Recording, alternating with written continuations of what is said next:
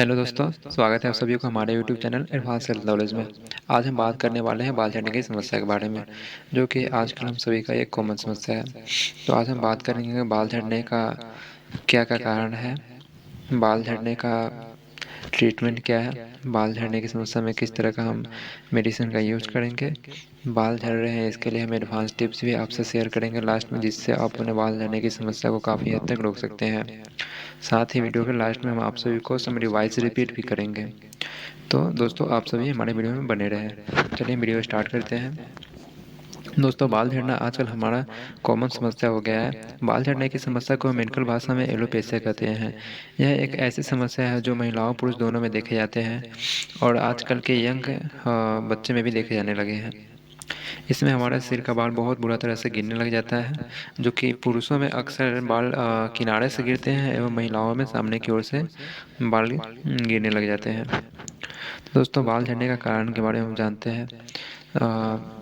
दोस्तों हमारा जो बाल होता है उसका जड़ काफ़ी नाजुक अंगों में आते हैं।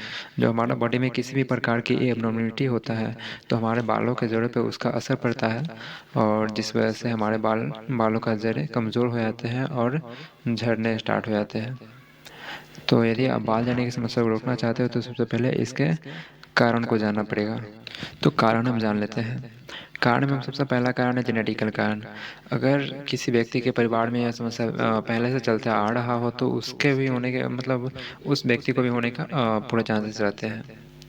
दोस्तों दूसरा कारण है हमारे बाल में फंगल इन्फेक्शन का हो रहा। फंगल इन्फेक्शन होने की वजह से आपके बालों में रुस्सी हो जाते हैं जिसे हम डेंड्रफ बोलते हैं और सेवरल डर्मेटाइटिस भी हो जाते हैं या फिर बैक्टीरियल इन्फेक्शन होने की वजह से फोड़ा या फुंसी भी हो सकते हैं। दोस्तों तीसरा नंबर कारण है कुछ बीमारियों में जैसे कि टाइफाइड हो गया, ट्यूबरक्लोसिस हो गया। टाइफाइड जिसमें हमें काफ़ी तेज़ बुखार लगती है और काफ़ी वीकनेस आ जाती है, विटामिन्स की कमी आ जाती है हमारे शरीर में जिस वजह से हमारे बाल झड़ने लग जाते हैं। ट्यूबरक्लोसिस हमारे हार्ट में या फिर जो इन्फेक्शन हो जाते हैं जिस वजह से हमें टीबी जिसे हम टीबी बोलते हैं आम भाषा में। थायरॉयड जो हमारे गले के पास होते हैं उस थायरॉयड हार्मोन में किसी भी प्रकार की कमी आ जाती है जिस वजह से भी हमारे बाल झड़ने लग जाते हैं। जॉन्डिस हो जाते हैं जिसे हम पीलिया बोलते हैं। इससे हमारे आँख या फिर skin colour yellow yellow colour की हो जाती है। डेंगू होती है। डेंगू या फिर बोल सकते हो मलेरिया। मलेरिया फीवर में व्यक्ति काफ़ी कमज़ोर हो जाता है, वो काफ़ी वीकनेस आ जाती है जिस वजह से भी उसके बाल झड़ने लग जाते हैं। इसमें विटामिन्स वगैरह की कमी आ जाती है। निमोनिया हो गया, निमोनिया जो हमारे लंग्स की प्रॉब्लम है, इसमें हमें हमारे बालों के जड़ों पे इन सभी का असर पड़ता है और हमारे बाल के जड़ वीक हो जाते हैं जिस वजह से हमारे बाल झड़ने स्टार्ट हो जाते हैं। दोस्तों अगला कारण है सिर में जुओं का होना। हमारे सिर में जुआ हो जाते हैं जिस वजह से भी हमारे और जो जुआ होते हैं हमारे ब्रेन से ब्लड चूसने लग जाती है जिसमें हमारे बालों के जड़ के मतलब जड़ वीक हो जाते हैं और हमारे बाल झड़ने लग जाते हैं। अगला कारण है डायबिटीज़, थायराइड और एनीमिया या फिर बोल सकते हैं विटामिन्स और ब्लड की कमी। इन सभी की वजह से भी हमारे विटामिन्स और ब्लड की कमी ज़्यादा के कारण होते हैं व्यक्तियों में जिस वजह से उसके बाल झड़ने लग जाते हैं। अगला कारण है मेनोपॉज और प्रेगनेंसी में। मेनोपॉज और प्रेगनेंसी में महिलाओं में हार्मोनल चेंजेज हो जाते हैं, तो हार्मोनल चेंजेस की वजह से भी हमारे बाल वीक हो जाते हैं और झड़ने लग जाते हैं। अगला कारण दोस्तों कैंसर, अर्थराइटिस, हृदय रोग, हाई ब्लड प्रेशर, इन सभी के जो दवाएं चलते हैं उस दवाओं के साइड इफ़ेक्ट के कारण भी हमारे बालों में कमज़ोरी आ जाती है और हमारे बाल गिरने लग जाते हैं।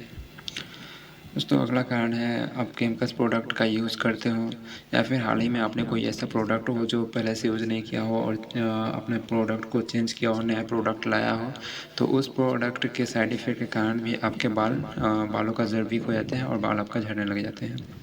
दोस्तों अगला कारण है चिंता और तनाव। काफ़ी व्यक्ति ऐसे हैं जो चिंता तनाव लेते हैं, इससे उनके ब्रेन पे असर पड़ते हैं और बाल वीक हो जाते हैं, बाल के जड़े जो होते हैं वो कमज़ोर पड़ जाते हैं और वे कमज़ोर पड़ जाने के कारण गिरने लग जाते हैं। तो दोस्तों ये सभी कारण हो गए जिसमें आपको कॉमन कारण देखने को मिलेंगे ज़्यादा करके डेंड्रफ हो गए, विटामिन और ब्लड की कमी हो गए, या फिर आपने कोई केमिकल्स प्रोडक्ट यूज़ कर रहे हो, जैसे कि कोई केमिकल्स ऑयल हो गया, केमिकल शैम्पू हो गया, केमिकल हेयर कलर हो गया, हेयर ड्राई का यूज़ कर रहे हैं। हेयर ड्राई का यूज़ बिल्कुल भी नहीं करें। इन सभी की वजह से भी ये सभी आपके कॉमन कॉज हो गए। और चलिए कॉज जानने के बाद हम जान लेते हैं ट्रीटमेंट के बारे में। और ट्रीटमेंट जानने के बाद हम एडवांस टिप्स के बारे में जानेंगे और फिर उसके बाद हम इन सभी को समराइज़ करेंगे। दोस्तों, सबसे पहले ट्रीटमेंट जानने से पहले हमें इन सभी कॉज पर ध्यान देना है, कारणों पर ध्यान देना है, किन कारणों की वजह से हमारे बाल झड़ रहे हैं। तो सबसे पहले हमें कारण पर ध्यान दे देना है, उसके बाद हम ट्रीटमेंट पर जानेंगे।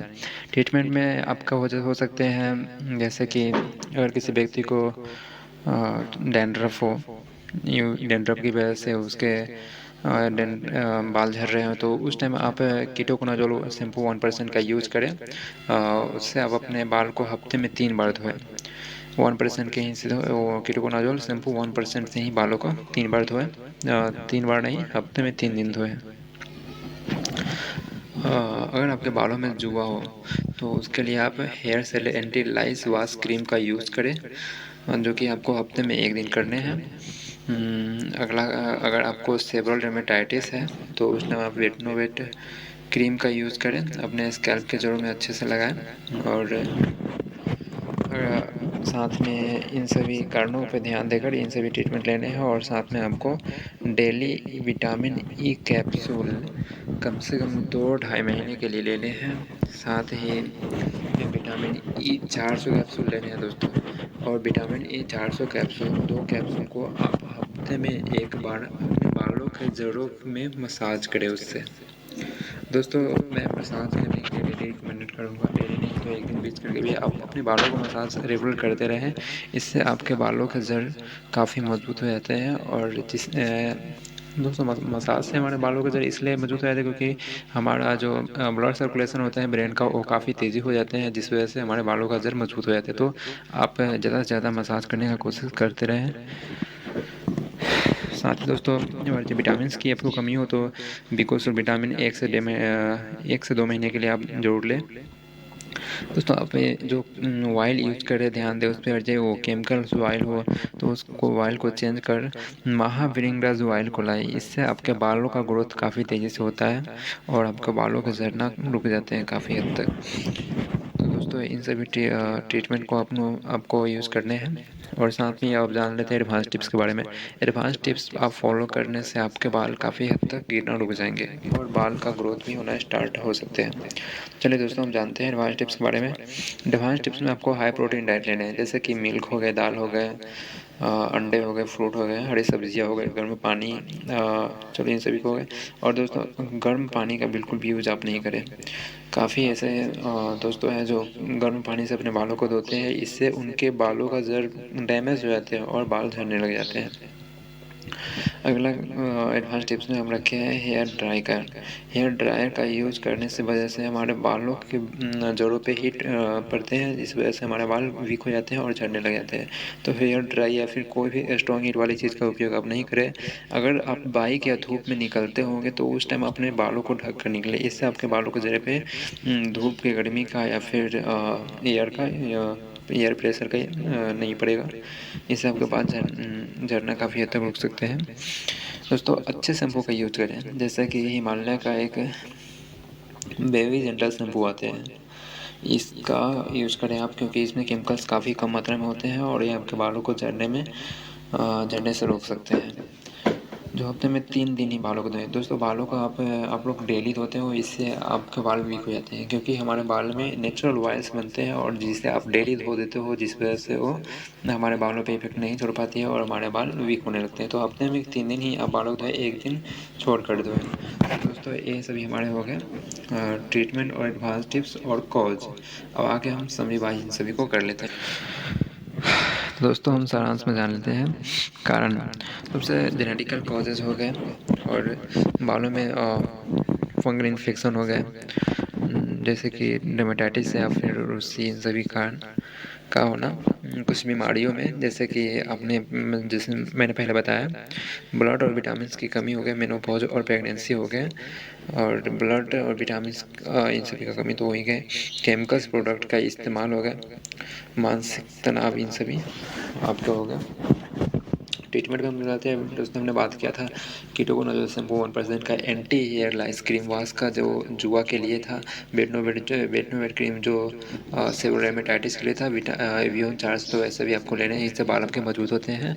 बिकोसुल जैसे विटामिन की वजह से भी आपके बाल काफ़ी मजबूत होने लग जाते हैं और बालों का ग्रोथ होने लगता है। महावीर इंग्लिश ऑयल का यूज़ करें जिसमें केमिकल नहीं होती है और इससे आपके बाल ग्रोथ काफ़ी तेज़ होने लगते हैं। एडवांस टिप्स में मैंने बात किया था प्रोटीन रिच डाइट का, हॉट वाटर का यूज़ नहीं करना है, धूप में नहीं निकलना है, धूप में निकलना भी है या फिर बाइक में निकलना है तो बालों को ढक कर निकलना है, और जेंटल बेबी शैम्पू का यूज़ करना है और डेली बालों को वॉश नहीं करना है। तो दोस्तों आशा करते हैं आपको यह वीडियो अच्छा लगा हो। अगर आपको यह वीडियो अच्छा लगा हो तो दोस्तों लाइक, सब्सक्राइब और शेयर करना ना भूलें।